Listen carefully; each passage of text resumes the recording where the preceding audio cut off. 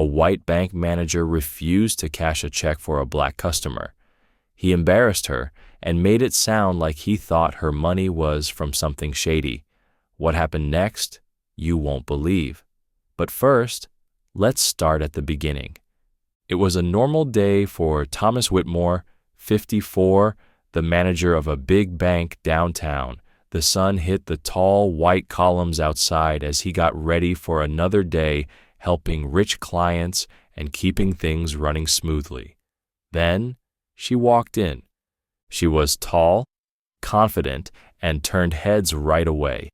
She wore a sharp suit and carried a high-end leather briefcase. She stepped up to the counter. "Good morning. I'd like to put this check into my account," she said, calm and clear, handing it over.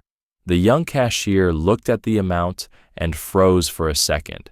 It was a big check, 6 figures. She quickly pulled herself together and smiled. "Ma'am, this is quite a lot of money. I'll need you to speak with our manager," she said quietly. The woman gave a small nod and walked toward Thomas's office. "Mr. Whitmore, there's a customer with a large check," the cashier said. Thomas looked up from his papers. As soon as he saw the woman, his face shifted. He tried to hide it, but his years in banking told him she didn't fit the usual type of person coming into his branch. "How can I help you?" he said, short and cold, barely looking at her. "I'd like to deposit this check into my account," she repeated, setting it on his desk. Thomas picked it up slowly, looking at it like it was fake. "This is a big amount," he muttered. "I need to check where this money came from. It's just what we do." "All the details are there," she said, keeping her cool. "You can call my lawyers if you need to." "Even so, I'll have to hold off on this for now," Thomas said. "I'll need more proof your business is legit." She raised an eyebrow but stayed calm. "My business follows every rule. You have everything. I expect this to go through today." "I'm the one who decides how things get done here," Thomas snapped, his voice getting louder. A few staff glanced over from their desks. Sarah, the young cashier, stepped in. "Mr. Whitmore, I've seen this client before. She's made big deposits with us before. I know her name."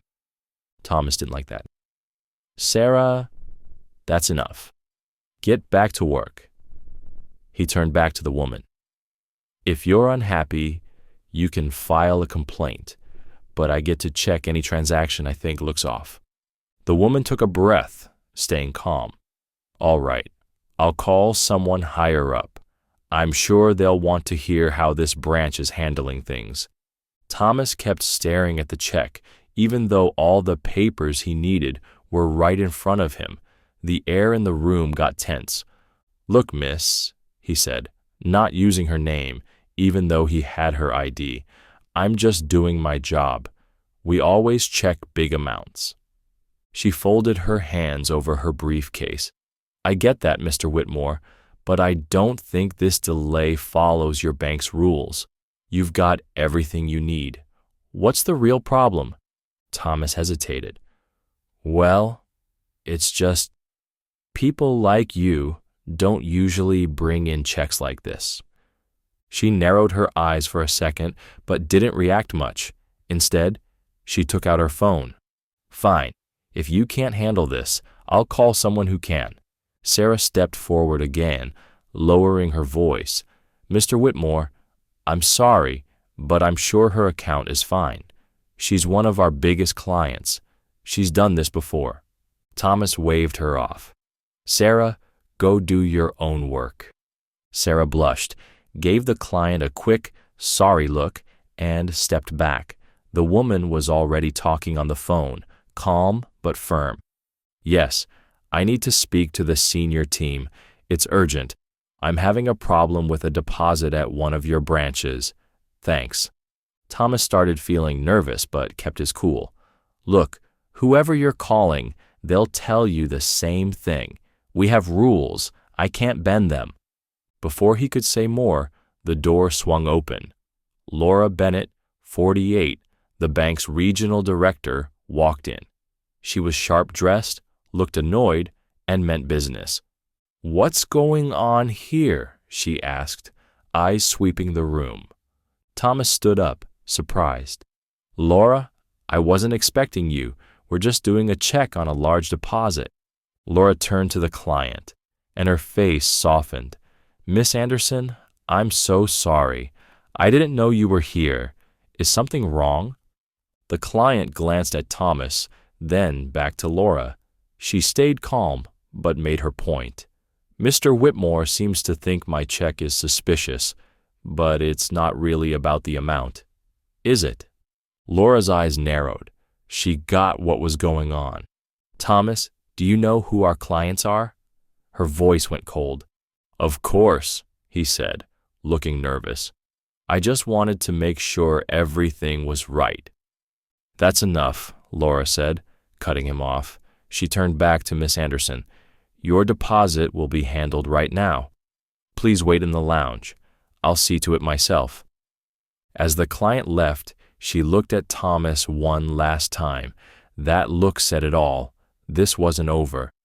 "Laura, I was just—" Thomas started, but she held up her hand to stop him. "You messed up, badly. There will be consequences," she said, her voice sharp. Thomas felt his stomach drop. He knew he had lost control. Laura led Cynthia into the conference room, poured her a glass of water, and promised to sort everything out. Back in his office, Thomas sat alone. Sweat ran down his back. He knew he'd made a huge mistake, but it was too late now. His job was on the line. He scrambled to think of an excuse. A few minutes later, Laura came back. She didn't look happy. "Thomas, do you even know who that was?" she asked, not bothering with small talk. "She had a check that looked off," he said, trying to sound confident. "I was just doing my job." Laura gave a cold smile. "Off? That check was from her company's account.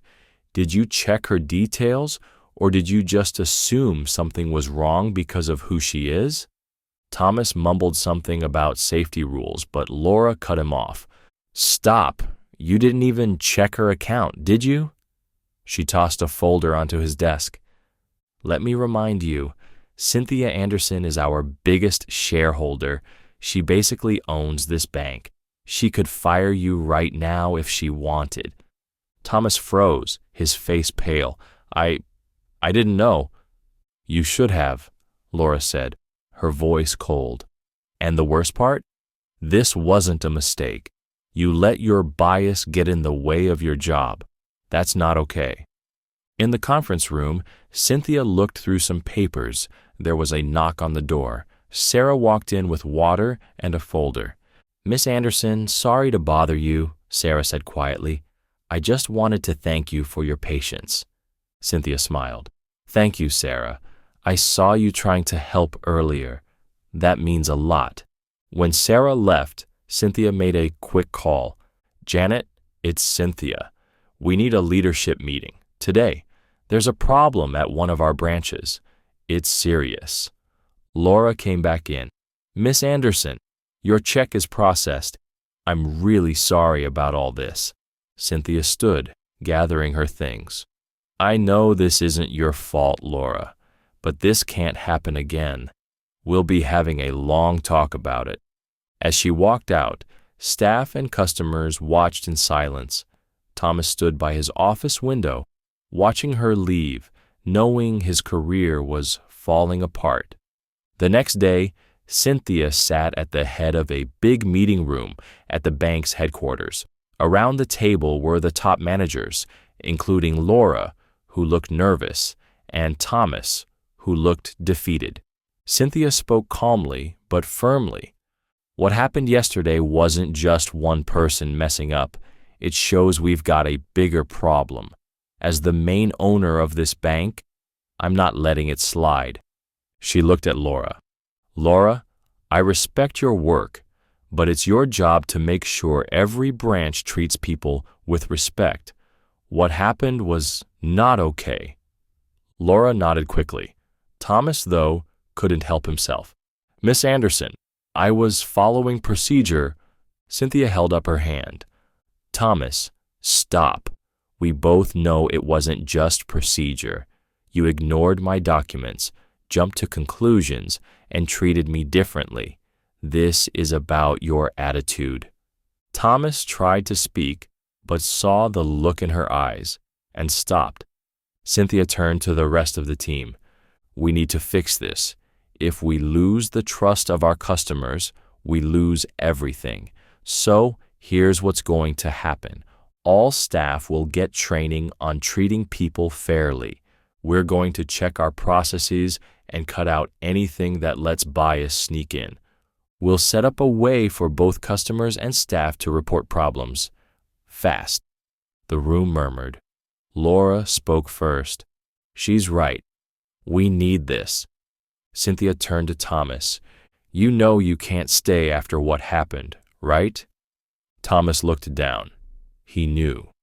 You can resign and get a good reference, or we start a formal investigation.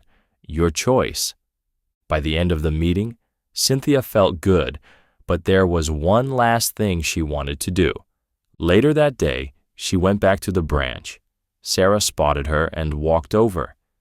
Miss Anderson, good to see you, Sarah said nervously. Cynthia smiled. Sarah, I saw what you did yesterday. You spoke up when it wasn't easy. That's the kind of person we need more of. If you're interested in growing your career, call me. We need people like you. Sarah blushed, smiling. As Cynthia walked out, everyone watched her, respect clear in their eyes. This wasn't just her bank. It was proof that one person could change the whole system. Thank you for watching till the end. I hope you enjoyed the story. If you do, don't hesitate to like the video and share it with your friends too. Subscribe to our channel and turn on the notification bell for more fascinating stories.